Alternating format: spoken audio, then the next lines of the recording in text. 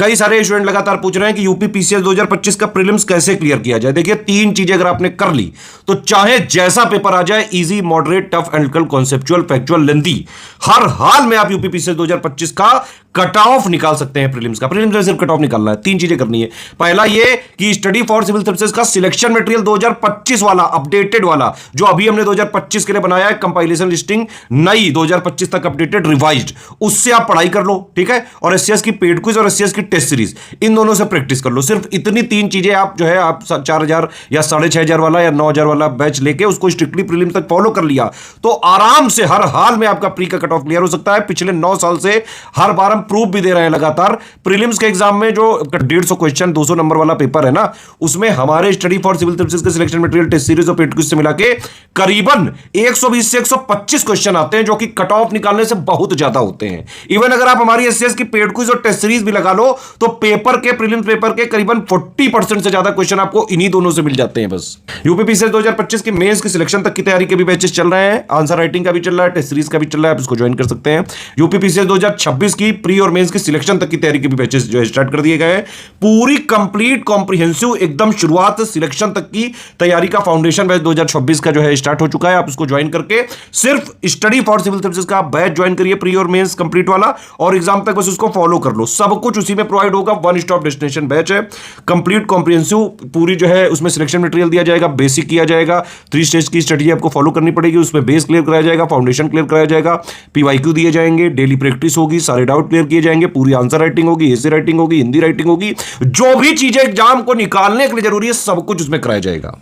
RO का भी mains का जो है सिलेक्शन तक की तैयारी का बैच चल रहा है। आरओ 2026 का वैकेंसी का भी हम बैच चालू करेंगे अगस्त से। बीपीएससी की भी सिलेक्शन तक की तैयारी का बैच चल रहा है। यूकेपीएससी 2026 का भी सिलेक्शन तक की तैयारी का बैच स्टार्ट कर दिया गया है। यूकेपीएससी 2025 का मेंस का कंप्लीट 75 पॉइंट का selection material, answer writing, Hindi writing, essay writing का भी बैच चल रहा है।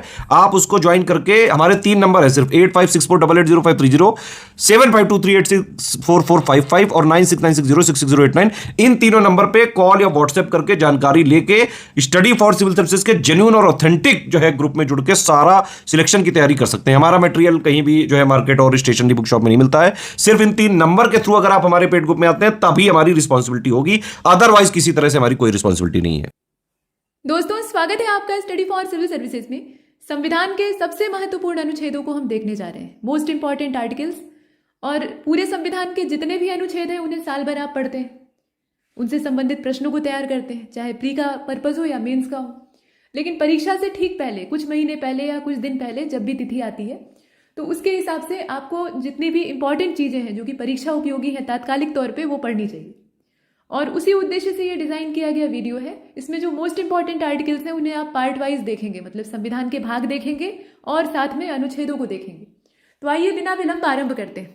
यहाँ आप टेबल बनी हुई देख रहे हैं और टेबुलर फॉर्म में ही हम इन चीज़ों को कवर करने वाले हैं। तो सबसे पहले आप देखिएगा इसमें भाग 1 को। ये भाग 1 जो है ये संघ और राज्य क्षेत्र को दिखाता है, संघ और उसके राज्य क्षेत्र यानी यूनियन एंड इट्स टेरिटरी। तो इसमें संबद्ध अनुच्छेद है कुल मिलाकर 1 से लेकर 4 तक, यानी पहले से लेकर 4था आर्टिकल जो है वहां तक इनका वर्णन है। इसके बाद भाग 2 नागरिकता यानी सिटीजनशिप 5 से लेकर 11वें आर्टिकल तक, फंडामेंटल राइट्स यानी मौलिक अधिकार 12 से लेकर 35वें आर्टिकल तक भाग 3 में है। आगे आप देख रहे हैं यहाँ पर चौथा भाग जिसमें कि नीति निदेशक तत्व है, और ये 36 से लेकर 51 तक है, directive principle of state policy. और 4A यानी 4A या 4 आप कह लीजिए, ये मौलिक कर्तव्यों के नाम से जाना जाता है और ये बाद में जोड़ा गया है। ये हमारे मूल संविधान का हिस्सा नहीं था। स्वर्ण सिंह कमेटी की सिफारिश के आधार पर इसे बाद में शामिल किया गया। जितने भी समाजवादी राष्ट्र हैं, ठीक है, जहां भी समाजवाद चलता है तो वहां पर जनता को भी बराबर का भागीदार समझ के उसे कर्तव्य बोध कराया जाता है, यानी फंडामेंटल ड्यूटीज वहां पर पहले से शामिल होती, ठीक है। और कुछ और कर्तव्यनिष्ठ राष्ट्र हैं जैसे जापान इत्यादि को आप देखते हैं। लेकिन भारत जैसे गणतांत्रिक देश में ये पहले से शामिल नहीं था। पहले ये आवश्यक नहीं समझा गया कि भाई मौलिक कर्तव्य जैसी चीज होनी चाहिए, क्योंकि लोग अभी देश को फिलहाल आज़ाद देख रहे थे। हाल फिलहाल में आज़ादी मिली थी, कितना संघर्ष किया था, अभी पीछे जस्ट बीता था, तो इतनी आसानी से कोई गुलामी की जहमत भूला नहीं था। तो कर्तव्य बोध कराने की जरूरत नहीं, सब अपने अपने कर्तव्य को निभा रहे हैं, ऐसा माना जाता था। लेकिन बाद में ये आवश्यकता महसूस होती है कि भाई ये भी जरूरी, तो जोड़ा गया। और बाद में आप देखेंगे पहले तो 10 ही जोड़े जाते हैं, लेकिन उसके बाद 11वां जो मौलिक कर्तव्य है वो इसमें बाद में ऐड किया जाता है। तो ये चीज़, इसके बाद आप भाग 5 को देखें, संघ सरकार का पूरा इसमें वर्णन है। और संघ सरकार की जहां तक बात यानी यूनियन गवर्नमेंट की है, तो इसमें आर्टिकल नंबर 52 से लेकर 151 यहां तक प्रावधान दिए हुए हैं। लेकिन इसमें भी चैप्टर बटे हुए हैं। पहला जो चैप्टर है वो एग्जीक्यूटिव को दिखाता है, यानी कार्यपालिका, 52 से लेकर 78। उसके बाद फिर पार्लियामेंट है चैप्टर 2 में, और ये 79 से लेकर 122 यानी 79 से लेकर 122। फिर चैप्टर 3 आपको दिखाई दे रहा है, ये राष्ट्रपति की विधायी शक्तियों को दिखाता है, लेजिस्लेटिव पावर्स ऑफ प्रेसिडेंट। और ये अध्यादेश जारी करने वाली जो शक्ति है 123वें आर्टिकल में, वो यहाँ पर वर्णित है। आगे बढ़े और यहाँ पर आप चैप्टर 4 को देख रहे हैं, ये संघ की न्यायपालिका यानी जुडिशियरी को दिखा रहा है, यूनियन की जुडिशियरी जो है 124 से लेकर 147। और अंत में controller and auditor general of India यानी कैग, नियंत्रक और महालेखा परीक्षक, यह चैप्टर 5 है और 148 से लेकर 151 तक इसके बारे में प्रावधान। इसके बाद नंबर आता है भाग 6 का, और ये स्टेट गवर्नमेंट्स की चर्चा करता है। अब जब स्टेट गवर्नमेंट की चर्चा होती है तो यहाँ भी कुछ अच्छे खासे आर्टिकल कवर हो रहे हैं, 152 से लेकर 237 तक, ठीक है, टोटल। अब उसमें भी 2 चैप्टर यहाँ आप देख रहे हैं। चैप्टर 1 जो है ये साधारण है, मतलब जनरल उसमें बातें जो है वो दी हुई है, और ये 152 में कहा गया है। चैप्टर 2 जो है वो कार्यपालिका यानी एग्जीक्यूटिव का है, मतलब यहाँ कार्यपालिका किसकी है, ये स्टेट गवर्नमेंट की। और एग्जीक्यूटिव का वर्णन जो है वो 153 से लेकर 167 तक। चैप्टर अभी बंद नहीं हुआ है। चैप्टर 3 जो है इसमें राज्य के विधानमंडल की चर्चा है, यानी स्टेट लेजिस्लेचर, और ये 168 से लेकर 212 तक इसमें आर्टिकल में इसका वर्णन प्राप्त होता है। Chapter 4 legislative power of governor यानी राज्यपाल की विधायी शक्तियां, जैसे राष्ट्रपति की हमने देखी थी वैसे ही 213वें में राज्यपाल की विधायी शक्तियों का वर्णन। इसके बाद चैप्टर 5 राज्यों के उच्च न्यायालय यानी हाई कोर्ट्स की चर्चा है, 214 से लेकर 232 यानी 214 से लेकर 232। और फिर अधीनस्थ न्यायालय यानी सबऑर्डिनेट कोर्ट्स जो है ये चैप्टर 6 में है, और ये 233 से लेकर 237 है। और यहाँ पर ये चैप्टर यहाँ बंद होते हैं, मतलब 6वें भाग को हमने देखा। आगे आप 7वें को देख रहे हैं, जिसको कि निरस्त कर दिया गया है। निरस्त कर दिया गया है यानी डिलीट कर दिया गया है, तो ये काम का नहीं है, देख लीजिए। राज्यों से संबंधित पहली अनुसूची का खंड ख, ठीक है, 238 में था, तो ये बाहर हो चुका। इसके बाद 8वां जो है ये संघ राज्य क्षेत्र को दिखाता है, यूनियन टेरिटरी को, 239 से लेकर 242 तक। पंचायतों के लिए 9वां है, 243 से लेकर 243 अड़ या फिर 243 ओ आप कह सकते हैं, जो कहना चाहें, हिंदी में देखें या फिर अंग्रेजी में। फिर इसके बाद यहाँ 9A और 9B यानी 9क और 9ख है, ठीक है। तो 9क जो है ये नगर पालिकाओं के बारे में बताता है, यानी म्यूनिसिपैलिटीज के विषय में प्रावधान करता है। तो नगर पालिकाओं से संबंधित जो आर्टिकल है ये 243 त से लेकर यानी 243 P जो है वहां से लेकर 243 ZG, ठीक है, वहां तक। थोड़ा सा यहाँ संशोधन कर लेते हैं। असल में नगर पालिकाओं का जो प्रावधान है वो यहाँ पर दिया हुआ है। पंचायतों के संबंध में हमने ये देखा था, सहकारी समितियों वाला इधर है, ठीक है। इसमें हिंदी अंग्रेजी मिक्स हो गया है, तो बेहतर यही होगा कि इसमें से हम अंग्रेजी वाला देखें, उसमें ज्यादा बेहतर दिया हुआ है। तो यहाँ पर आप देख रहे हैं पंचायत जो है ये भाग 9 में था, इसका तो हमने देख लिया। म्यूनिसिपैलिटीज जो है ये भाग 9A में है, तो 243 P से लेकर ये ZG तक है। इसके बाद कोऑपरेटिव सोसाइटी 9B में क्या है, ये कोऑपरेटिव सोसाइटी है, और ये 243 ZH से लेकर ZT तक। फिर शेड्यूल और ट्राइबल एरियाज का जो बंदोबस्त है वो भाग 10 में, ठीक है, ये पार्ट 10 है, और ये 244 से लेकर 244A तक। इसके बाद पार्ट 11 जो है इसमें संघ और राज्यों के बीच संबंध की बात हो रही है, relation between union and states. तो 245 से लेकर 263 तक इसका वर्णन है। इसमें जो चैप्टर 1 है इसको 2 चैप्टर में बांटा गया है। चैप्टर 1 में विधायी संबंध है, चूंकि रिलेशन की बात हो रही है तो 2 तरह के रिलेशन होते हैं, एक तो लेजिस्लेटिव होते हैं, दूसरे एडमिनिस्ट्रेटिव होते हैं। तो जो विधायी संबंध यानी लेजिस्लेटिव रिलेशंस हैं वो 245 से लेकर 255 तक, और जो प्रशासनिक यानी एडमिनिस्ट्रेटिव रिलेशन है वो 256 से लेकर 263 तक। इसके बाद 12वां जो हमारा पार्ट है संविधान का वो वित्त, संपत्ति, संविधाएं और वाद को दर्शाता है, यानी finance, property, contract and sweets को। तो इनका जो पूरा प्रावधान है ये 264 से लेकर 300A तक। अब इसमें कई सारे चैप्टर हैं। चैप्टर 1 में फाइनेंस है यानी वित्त, और ये 264 से लेकर 291 तक देख रहे हैं। फिर आगे हमें चलना चाहिए, और यहाँ पर आप देख रहे हैं ये चैप्टर 2 है, इसमें ऋण लेने की बात की गई है, मतलब बोरोइंग्स जो है वो इसमें दिखाई गई है 292 से लेकर 293, मतलब 2 ही आर्टिकल। चैप्टर 3 जो है ये संपत्ति, संविदा वगैरह, मतलब वही प्रॉपर्टी, कॉन्ट्रैक्ट, राइट्स, लाइबिलिटी, इसके अलावा ऑब्लिगेशन, ये सब चीजें दिखाता है। तो इसका जो बंदोबस्त है ये 294 से लेकर 300 तक। 294 से लेकर 300 तक है। और संपत्ति का अधिकार देखिए, 7 मौलिक अधिकार पहले थे, उसमें से संपत्ति के अधिकार को बाहर कर दिया गया, तो ये वैधानिक अधिकार बन गया, विधायी अधिकार बन गया, लेकिन ये मौलिक अधिकार की श्रेणी से निकल चुका है। तो संपत्ति का अधिकार यहाँ पर आ गया है। और ये जो है ना, ये अध्याय 4 यानी चैप्टर 4 में है। 300 क के नाम से या 300A के नाम से एक नया आर्टिकल इसके लिए बनाया गया। इसके बाद अब हम देखने वाले हैं इसमें भाग 13 को संविधान के, यानी 13, पार्ट नंबर 13, ट्रेड, कॉमर्स और intercourse with in the territory of India, राज्य क्षेत्र के भीतर व्यापार, वाणिज्य और समागम, 301 से लेकर 307। और अंत में संघ और राज्यों के अधीन सेवाएं जो हैं, services under the union and state, दोनों के अधीन, वो 308 से लेकर 323 यानी 323 तक है। अब ये जो सर्विसेज हैं, इनके लिए चैप्टर बने हुए हैं। चैप्टर 1 जो है ये सेवाओं से जुड़ा हुआ है, और चैप्टर 2 जो है ये लोक सेवा आयोग के लिए। दोनों ही आर्टिकल्स आप जानते हैं, मतलब दोनों से संबंधित आर्टिकल्स आप जानते हैं। तो सेवाओं का जो है, सर्विसेज का जो है वो 308 से लेकर 314 तक है, और बाकी जो पब्लिक सर्विस कमीशन है उनके लिए 315 से लेकर 323 तक। तो ये आप 2 चैप्टर देख रहे हैं। इसके बाद पार्ट 14A जो है इसको देख लीजिए। पार्ट 14A यहाँ पर है, अधिकरण की चर्चा है, यानी जो ट्रिब्यूनल्स हैं उनके बारे में प्रावधान है। और ये जो प्रोविजन है ये 323A से लेकर 323B तक है। इसके बाद है इलेक्शन, निर्वाचन, ये पार्ट 15 में, भाग 15 में। और निर्वाचनों का यानी चुनाव का जो बंदोबस्त है ये 324 से लेकर 329A तक है। Special provision relating to certain classes, कुछ क्लासेस जो हैं, कुछ विशेष जो वर्ग हैं उनके लिए स्पेशल प्रोविजन है। 330 से लेकर 342A तक इनका प्रावधान किया गया है। और ये है आपका पार्ट नंबर 16। आगे आप पार्ट 17 को देख रहे हैं। आप सभी जानते हैं कि ये ऑफिशियल लैंग्वेजेस से जुड़ा हुआ है, मतलब राजभाषा से। और इसमें जो बंदोबस्त है, देखिए इसमें चैप्टर तो बाद में बांटे गए हैं, टोटल इससे संबंधित जो आर्टिकल है वो पहले आपको पता होना चाहिए। अगर बारीकी से आप चैप्टर नहीं भी याद रख पाते हैं तो जो मोटा मोटा इसमें है, जैसे कि ऑफिशियल लैंग्वेज, अब इनका आपको पता है कि रेंज इतनी ही है, 343 से लेकर 351। तो इस बीच में अगर कोई पूछा जाता है तो आपके लिए अंदाजा लगाना मुश्किल नहीं होगा, ठीक है। तो देखिए, राजभाषा यानी जो ऑफिशियल लैंग्वेज है, इसके संबंध में 343 से लेकर 351 तक है। और इसमें जो चैप्टर 1 है उसमें संघ की भाषा का वर्णन है, यानी language of union, language of the union, 343 से लेकर 344। और उसके बाद रीजनल लैंग्वेजेस जो है वो इसके चैप्टर 2 में 345 से 347।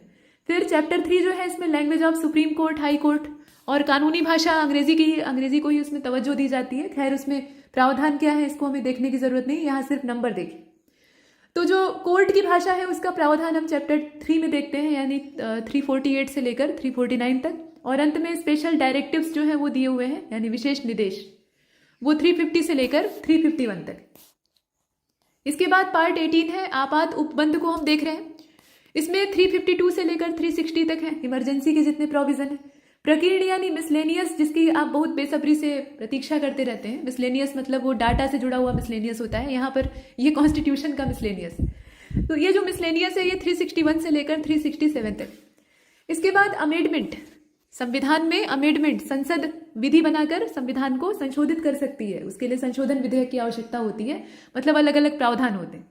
तो अमेंडमेंट ऑफ कॉन्स्टिट्यूशन, ये देखें आप, ये पार्ट नंबर 20 में है, 368। और संसद इसका खूब दुरुपयोग करती है, सदुपयोग तो करती ही है लेकिन उसके साथ साथ अपने लिए यूज करती। इसके बाद आप देख रहे हैं temporary, transitional and special provision. और ये जो स्पेशल प्रोविजन है ये पार्ट नंबर 21 में है, 369 से लेकर 392 तक। इसके बाद आपका पार्ट 22 है, शॉर्ट टाइटल, और इसके अलावा कमेंसमेंट, अथॉरिटेटिव जो टेक्स्ट होते हैं, हिंदी और जितने भी रिपेल्स हैं, मतलब हिंदी में जो प्राधिकृत पाठ होते हैं यानी अथॉरिटेटिव टेक्स्ट होते हैं, उनका इसमें वर्णन है। और कुछ इसमें निरसन का बंदोबस्त किया गया है, ठीक है। तो ये सारी चीजें आप देख रहे हैं, और ये 393 से लेकर 395 तक। तो यहाँ तक तो हमने जो पार्ट वाइज इंपॉर्टेंट था उसे देख लिया, मतलब पार्ट भी देखे और साथ में आर्टिकल भी देखे। अब यहाँ सिर्फ और सिर्फ आर्टिकल्स को देखते हैं, ठीक है। तो महत्वपूर्ण अनुच्छेद दिए हुए हैं, ध्यान से देखिए। सबसे पहले यहाँ पर आर्टिकल नंबर 1 है, संघ का नाम और राज्य क्षेत्र, इसमें दिया हुआ है, name and territory of union. इसके बाद है आपका आर्टिकल नंबर 3, नए राज्यों के नाम से संबंधित है, वर्तमान राज्यों और पुराने राज्यों के क्षेत्रफल से जुड़ा हुआ है, सीमा और नाम में परिवर्तन, ये सारे अधिकार किसके पास होते हैं, संसद के पास होते हैं। तो वो सारे जो अधिकार हैं वो इधर दिए हुए हैं, ठीक है। मतलब alteration of areas, boundaries, name of existing states, इन सब मामलों में परिवर्तन की बात। इसके बाद आप देखें यहाँ पर 13वें को, इसमें आप देखेंगे कि मूल अधिकारों से असंगत या उन्हें अल्पीकरण करने वाली विधियां, मतलब मूल अधिकारों को सिकोड़ने वाली, वो अनलिमिटेड नहीं है, उन्हें संक्षिप्त करने वाली, उन पर अंकुश लगाने वाली जितनी विधियां हैं उनके संबंध में प्रावधान यहाँ पर दिए हुए हैं। आगे आप देख रहे हैं यहाँ पर आर्टिकल नंबर 14, विधि के समक्ष समता, कानून के सामने सब बराबर है, इक्वेलिटी बिफोर लॉ। और धर्म, मूल, वंश, जाति, लिंग, जन्म स्थान के आधार पर भेदभाव का कुल मिलाकर छुआछूत जो है उसका निषेध, किसी भी आधार पर डिस्क्रिमिनेशन जो है वो मान्य नहीं है, ये आपका आर्टिकल नंबर 15 में। लोक नियोजन के विषय में अवसर की समानता जो है ये आपके 16 में है, आर्टिकल नंबर 16 में, ठीक है। मतलब इक्वेलिटी ऑफ अपॉर्चुनिटी की बात की जा रही है, अस्पृश्यता के अंत की बात की जा रही है, अनटचेबिलिटी को एबोलिश करने की बात की जा रही है आर्टिकल नंबर 17 में। ये सब जो है ये फंडामेंटल राइट्स में आते हैं, आप जानते हैं। उपाधियों का अंत यानी एबोलिशन ऑफ टाइटल्स, ये पार्ट आर्टिकल नंबर 18 में, ठीक है, अनुच्छेद संख्या 18 में। इसके बाद आर्टिकल नंबर 19, वाक स्वतंत्रता आदि विषय कुछ अधिकारों के संरक्षण की बात है, मतलब जो फ्रीडम ऑफ स्पीच है उसके संबंध में जो सर्टेन राइट्स है प्रोटेक्शन के संबंध में उनका वर्णन है। उसके बाद आप देखें मतलब स्वतंत्रता, अभिव्यक्ति की आज़ादी। इसके बाद आप यहाँ आर्टिकल नंबर 20, दोष अपराध के लिए दोष सिद्धि के संबंध में संरक्षण की बात करेंगे, ठीक है। फिर आर्टिकल नंबर 21 जो है इसमें प्राण और दैहिक स्वतंत्रता की बात, ठीक है। प्राण और दैहिक स्वतंत्रता दोनों का संरक्षण हर परिस्थिति में किया जाएगा, तो वो चीज आप देख रहे हैं, protection of life and personal liberty. अब इसमें एक नया जोड़ा गया 21A, और ये प्रारंभिक या प्राथमिक शिक्षा का अधिकार है, राइट टू एलिमेंट्री एजुकेशन, मौलिक अधिकार में। 22वां, कुछ दशाओं में गिरफ्तारी और निरोध में संरक्षण, ठीक है, कुछ दशाओं में, ये चीज आपने देखा। इसके बाद आर्टिकल नंबर 23, बलात् श्रम और मानव दुर्व्यापार का निषेध, ठीक है, prohibition of traffic in human being and force labour, दोनों को यहां निषिद्ध किया गया है। कारखानों में बच्चों से मजदूरी करवाने को एकदम बैन कर दिया गया है, ये आर्टिकल नंबर 24 है। 25 जो है उसमें अंतःकरण की और धर्म को अबाध रूप से मानने की स्वतंत्रता, मतलब आपका मन जिस धर्म को मानने के लिए चाहे आप मान सकते हैं, उसकी आपको आजादी, तो ये आर्टिकल नंबर 25। 26 में कहा गया, यहाँ देख रहे हैं आप, 26 में कहा गया कि धार्मिक कार्यों के प्रबंधन की आपको आजादी, आप चाहे जैसे उनका मैनेजमेंट कर सकते हैं, लेकिन ये कि दूसरे की भावनाओं को ठेस पहुंचा कर नहीं, अपनी सीमा में रहकर। इसके बाद 29, हर चीज के साथ टर्म एंड कंडीशन जुड़ी हुई है, ऐसा नहीं है कि वो निरंकुश। 29 में अल्पसंख्यक वर्ग के हितों का संरक्षण करने की बात की गई, ठीक है, माइनॉरिटीज जो है उनके हितों का संरक्षण। इसके बाद 30, आर्टिकल नंबर 30, शिक्षा संस्थाओं की स्थापना और प्रशासन करने का जो अल्पसंख्यक वर्गों का अधिकार है वो चीज, मतलब वो अपनी एजुकेशनल इंस्टीट्यूशन से स्थापित कर सकते हैं, माइनॉरिटीज के पास ये अधिकार। संपत्ति का अनिवार्य अधिग्रहण, ये पहले मौलिक अधिकार में शामिल था, यानी फंडामेंटल राइट्स में, 31 के नाम से, बाद में वहां से निरस्त कर दिया गया। उसके बाद आप देख रहे हैं यहाँ पर 31C को, यानी 31G कहा जा सकता है, कुछ निदेशक तत्वों को प्रभावी करने वाली विधियों की व्यावृत्ति, ठीक है। और 32 जो है ये remedies for enforcement of fundamental rights including writs, supreme court की रिट जारी करने की शक्ति, मतलब संवैधानिक उपचारों का अधिकार। तो ये चीज मौलिक अधिकारों के प्रवर्तन के लिए सुप्रीम कोर्ट रिटें जारी कर सकता है, उन रिटों को आप पढ़ते हैं। आगे आप देख रहे हैं 38 को, राज्य लोक कल्याण की अभिवृद्धि के लिए सामाजिक व्यवस्था बनाएगा, राज्य के ऊपर ये दायित्व होता है, सोशल वेलफेयर लोगों का हो, पब्लिक वेलफेयर हो, इसके लिए राज्य को विधियां बनानी होंगी। और इसमें दिशा निर्देश कौन देगा? फंडामेंटल राइट्स नहीं देंगे, फंडामेंटल राइट्स तो नागरिकों के हैं, ये directive principle of state policy है, जो कि बाध्यकारी नहीं होते, राज्य इन्हें मानने के लिए बाध्य नहीं है, लेकिन उसे कर्तव्य तो यही दिखाए गए। इसके बाद 40 है, ऑर्गेनाइजेशन ऑफ विलेज पंचायत, पंचायतों का वर्णन किया गया है, सभी आप जानते हैं, इसमें कुछ नया नहीं। 44, इसमें यूनिफॉर्म सिविल कोड की चर्चा है, और जो 6 वर्ष से कम उम्र के बच्चों के लिए प्रारंभिक बाल्यावस्था देखभाल की बात है, शिक्षा का बंदोबस्त है, वो सब आर्टिकल नंबर 45 में। 46 में अनुसूचित जाति, जनजाति और जो दुर्बल वर्ग है, मतलब कमजोर वर्ग है, उनकी शिक्षा और अर्थ संबंधी हितों की अभिवृद्धि, मतलब उन्हें उनकी शिक्षा और जो उनकी इकोनॉमिकल कंडीशन है उनसे संबंधित उनके वेलफेयर को सुनिश्चित किया जाए, ये भी राज्य के ही दायित्वों में आता है। इसके बाद आप आगे देखेंगे यहाँ पर 49, राष्ट्रीय महत्व के जो स्मारक हैं, स्थान है या वस्तु है, उनका संरक्षण करना। और अंत में 50 को देख रहे हैं, कार्यपालिका से न्यायपालिका का पृथक्करण, separation of judiciary from executive, ये आर्टिकल नंबर 50। नेक्स्ट आप देखें 51, अंतर्राष्ट्रीय शांति और सुरक्षा की अभिवृद्धि, promotion of international peace and security. फिर यहाँ पर आ जाते हैं मूल कर्तव्य, ये टोटल 11 है, तो इनको आप देखते ही हैं। 52 में भारत के राष्ट्रपति हैं, 54 में निर्वाचन की बात है। किसकी निर्वाचन की बात? राष्ट्रपति का निर्वाचन, ठीक है। तो ये चीज आप देखें। और भारत का एक उपराष्ट्रपति होगा, ऐसा आर्टिकल नंबर 63 में कहा गया है। आगे आप देख रहे हैं वाइस प्रेसिडेंट के निर्वाचन की व्यवस्था, यानी चुनाव कैसे होता है, तो उसके लिए आर्टिकल नंबर 66 है। अब क्षमा आदि की और कुछ मामलों में दंडादेश के निलंबन, परिहार या लघुकरण की जो प्रेसिडेंट की पावर होती है उसका वर्णन किया गया है आर्टिकल नंबर 72 में। 74 में राष्ट्रपति को सहायता और सलाह दोनों देने के लिए मंत्रिपरिषद होगी, ठीक है। मतलब इसमें एड और एडवाइस दोनों देना ही काउंसिल ऑफ मिनिस्टर का काम होगा। तो इसका जो प्रावधान है वो किया गया है आर्टिकल नंबर 74 में। इसके बाद 76 में भारत का महान्यायवादी है, यानी अटॉर्नी जनरल ऑफ इंडिया। राष्ट्रपति को जानकारी देने के संबंध में प्रधानमंत्री के कर्तव्य, राष्ट्रपति को अवगत कराना ये प्रधानमंत्री का दायित्व होता है। तो वो जो कर्तव्य है, वो जो रिस्पॉन्सिबिलिटी है, वो 78 में। तो ये ड्यूटीज देखने के बाद यहाँ देख लीजिए आर्टिकल नंबर 80 को, राज्यसभा की संरचना इसमें है, composition of council of states. इसके बाद यहाँ आप देख रहे हैं 81 लोकसभा की संरचना, ठीक है, हाउस ऑफ द पीपुल। इसके बाद है 85, मतलब जो इंपॉर्टेंट है सिर्फ उतने हम देख रहे हैं। आप देख रहे हैं 80 से 81 और उसके बाद सीधा 85। तो संसद के सत्र, सत्रावसान और विघटन की चर्चा इसमें है, session of parliament, prorogation and dissolution. इसके बाद राज्यसभा के सभापति और उपसभापति का वर्णन, डिप्टी चेयरमैन और चेयरमैन का। तो इनके संबंध में जो प्रोविजन है वो 89 में है, जबकि 93 को आप देख रहे हैं, इसमें लोकसभा के स्पीकर और डिप्टी स्पीकर जो है उनके संबंध में बात कही गई। 93 तक देखने के बाद सीधे 108 पर आएंगे। बीच वाले जितने हैं उनको भूल जाइए, अभी के लिए भूल जाइए, ठीक है। तो कुछ दशाओं में दोनों सदनों की जो संयुक्त बैठक होती है, यानी ज्वाइंट सिटिंग आयोजित की जाती है, कुछ सर्टेन केसेस होते हैं ऐसे, तो उनका प्रोविजन दिया है 108 में। 110 में आप जानते ही हैं, मनी बिल, धन विधेयक, और इसमें पूरा जो मोनोपोली है वो किसकी चलती है? लोकसभा की। 112 में वार्षिक वित्तीय विवरण, अपने पूरे संविधान में कहीं भी बजट शब्द का उल्लेख नहीं है, ये वार्षिक वित्तीय विवरण के नाम से, यानी एनुअल फाइनेंशियल स्टेटमेंट के नाम से आता है।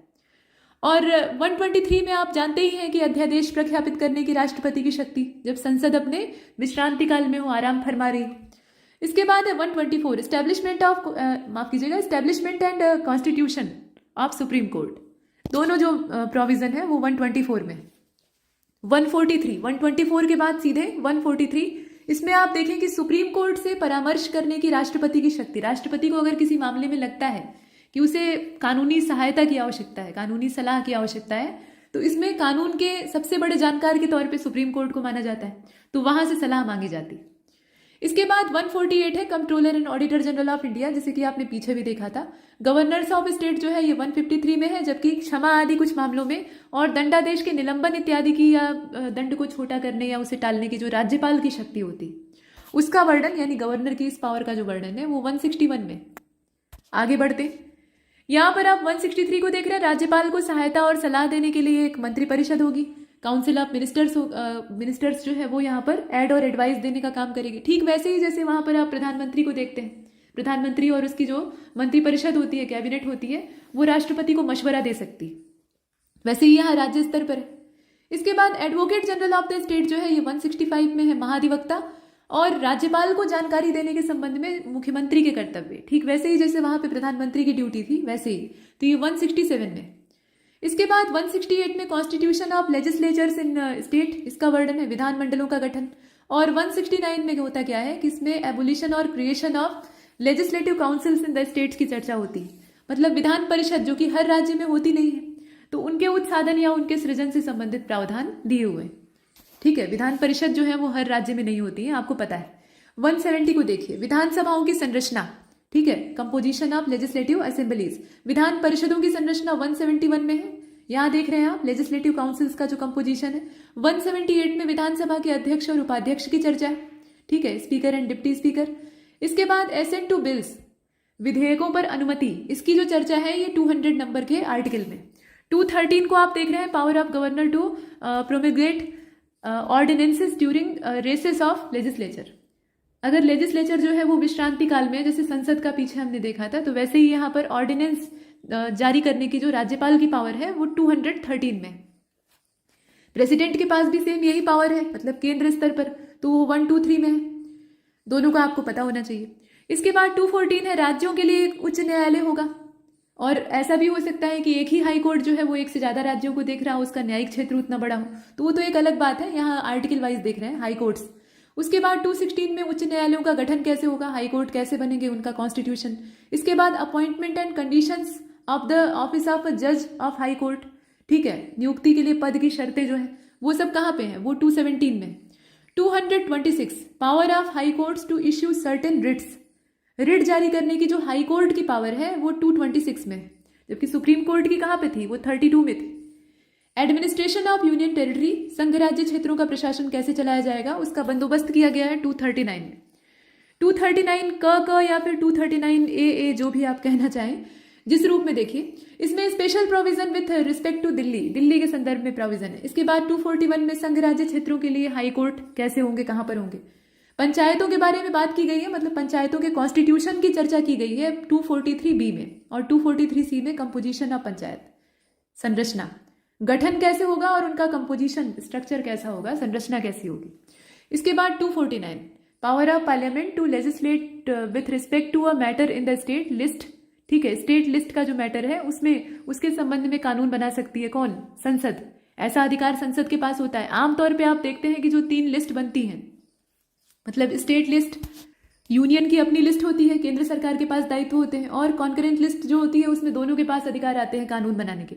लेकिन संसद जो राज्य सूची होती है, स्टेट लिस्ट होती है, उसमें भी हस्तक्षेप करके कानून बना सकती है। तो उससे संबंधित जो नेशनल इंटरेस्ट का मामला है, ऐसे विषय जिसमें कि पूरे देश का हित या देश का भविष्य निर्धारित हो रहा है, उसके संबंध में पार्लियामेंट निर्णय लेने के लिए स्वतंत्र है। तो ये 249 में कहा गया है। आगे आप पढ़ें और यहाँ देखें 262, इसमें कहा गया कि अंतरराज्यीय नदियों या फिर नदी दूनों के जल विवाद के मामले में न्याय निर्णयन कैसे किया जाएगा, ठीक है। जो इंटर स्टेट रिवर वैली से संबंधित डिस्प्यूट्स होते हैं, क्योंकि नदी जो है वो एक राज्य से निकलती है, फिर कई सारे राज्यों से होकर गुजरती है, तो ऐसे में पानी के इस्तेमाल को लेकर अक्सर बखेड़ा होता है, तो उसके संबंध में न्याय कैसे दिया जाएगा, ये चीज। इसके बाद 263 है अंतरराज्यीय परिषद के संबंध में उपबंध, ठीक है, इंटर स्टेट काउंसिल के बारे में जो प्रोविजन। 265 में नो टैक्स। अब नो टैक्स किस मामले में, तो विधि के प्राधिकार के बिना किसी भी तरह का जो टैक्स है उसको रोपित नहीं किया जा सकता है, ठीक है। अथॉरिटी ऑफ लॉ का जो यहाँ कंट्रोल है वो आवश्यक है। इसके बाद आप देख रहे हैं 275 को, इसमें ग्रांट्स की चर्चा है, और किस तरह की ग्रांट है, तो इसमें कुछ राज्यों को संघ से जो ग्रांट मिलती है उसकी चर्चा की जा रही, लेकिन ऐसा सब राज्यों के साथ नहीं होता है। वित्त आयोग यानी फाइनेंस कमीशन का जो प्रावधान है, प्रोविजन है, वो 280 नंबर के आर्टिकल में। 300 में वाद और कार्रवाइयां हैं, ठीक है, प्रोसीडिंग्स इसमें वर्णित की गई। 300A को आप जानते ही हैं, विधि के प्राधिकार के बिना व्यक्तियों को संपत्ति से वंचित नहीं किया जा सकता है, मतलब वही राइट टू प्रॉपर्टी यहाँ दिखाई देता है। 311 को देख रहे हैं, इसमें संघ और राज्य के अधीन जो सिविल हैसियत है उसमें नियोजित व्यक्तियों को पद से हटाया जाना, पदच्युत किया जाना मतलब पद से हटाया जाना, या फिर पंक्ति से अवनत किया जाना, मतलब उनका डिमोशन करना। आमतौर पे प्रमोशन होता है, लेकिन डिमोशन करना, पद से न भी हटाए तो उन्हें उनके पद से नीचे वाले लेवल में भेज दिया जाए। तो इसका जो बंदोबस्त है वो यहाँ पर किया गया है। ऑल इंडिया सर्विसेज का 312 में। 315 में आप जानते ही हैं पब्लिक सर्विस कमीशन, ठीक है, यूनियन और स्टेट्स, तो वो सारे बंदोबस्त हैं। इसके बाद 320 लोक सेवा आयोग के जो कृत्य हैं, ठीक है, फंक्शंस जो हैं पब्लिक सर्विस कमीशंस के, उनका प्रोविजन किया गया है 320 में। 323A जो है, इसमें प्रशासनिक अधिकरण यानी एडमिनिस्ट्रेटिव ट्रिब्यूनल्स की चर्चा है। 324 में निर्वाचनों के अधीक्षण, निर्देशन और निर्णयन पर माफ कीजिएगा, नियंत्रण पर निर्वाचन आयोग का जो अधिकार होता है, मतलब सारे जितने भी यहाँ पर क्षेत्र दिए हुए हैं उसमें किसका कंट्रोल होता है, ये चुनाव आयोग का कंट्रोल होता है। इलेक्शन कमीशन इन मामलों में नियंत्रण रखता है, तो वो सारा इसमें दिया हुआ है। इसमें superintendence, direction and control of election, इसमें पूरी पावर किसके पास है, इलेक्शन कमीशन के पास। इसके बाद 330 को आप देख रहे हैं, इसमें लोकसभा में अनुसूचित जातियों और जनजातियों के लिए स्थानों का आरक्षण, मतलब रिजर्वेशन की व्यवस्था। आगे सेवाओं और पदों के लिए अनुसूचित जातियों और जनजातियों के दावे, ठीक है, क्लेम जो है शेड्यूल कास्ट और शेड्यूल ट्राइब के सर्विसेज और पोस्ट पे, उसका बंदोबस्त है, उसकी जो व्यवस्था है वो 335 में। 338 में अनुसूचित जाति आयोग का वर्णन है, आपको पता होना चाहिए और आप जानते भी हैं, ये चीजें बहुत कॉमन है। इसमें अनुसूचित जाति आयोग और जनजाति आयोग दोनों पहले एक साथ थे, फिर बाद में उन्हें सेपरेट किया गया, तो इसमें सेपरेट किया गया, तो इसीलिए 338A जो है इसमें national commission for schedule tribe जो है इनके बारे में पता लगता है। 338B इसमें राष्ट्रीय पिछड़ा वर्ग आयोग यानी national commission for other backward classes, और 341 में अनुसूचित जातियां हैं यानी शेड्यूल कास्ट है, 342 में शेड्यूल ट्राइब। नेक्स्ट आप देख रहे हैं यहाँ पे 342A को, यहाँ पर 342A में सामाजिक और शैक्षिक पिछड़ा वर्ग है यानी सोशली और educationally backward classes. Official language of the union जो है ये 343 में है, 344 में commission and committee of parliament on official language. ठीक, इसके बाद 352 में प्रोक्लेमेशन ऑफ इमरजेंसी, मतलब नेशनल इमरजेंसी का जो प्रावधान है, प्रोविजन है, वो दिया हुआ है 352 में। ठीक है, आपातकाल की उद्घोषणा कब और कैसे होगी। 356 में क्या, इसमें जब राज्यों में कोई कॉन्स्टिट्यूशनल मशीनरी विफल हो जाती है, संवैधानिक तंत्र सही तरीके से काम नहीं करता है, तो राज्यपाल की सिफारिश पर वहां पर राष्ट्रपति शासन लगा दिया जाता है, मतलब प्रेसिडेंट रूल का इसमें प्रोविजन, वो चीज आपने देखी। 360 जो है ये वित्तीय आपातकाल के बारे में है। और इसके बाद 368 में संविधान का संशोधन करने की संसद की शक्ति, मतलब सीधी बात है कॉन्स्टिट्यूशनल अमेंडमेंट का प्रोविजन। 370 जो है इसमें अस्थायी उपबंध जम्मू कश्मीर के बारे में किए गए थे, तो वो सब खत्म हो चुका है और यहीं पर हमारा ये लेक्चर भी खत्म होता है। ठीक है, इसमें जितने भी इंपॉर्टेंट आर्टिकल्स थे, सिर्फ आर्टिकल पहले हमने पार्ट वाइज देखे, उसके बाद सिर्फ आर्टिकल करके हमने टेबुलर फॉर्म में जितने भी महत्वपूर्ण थे उन्हें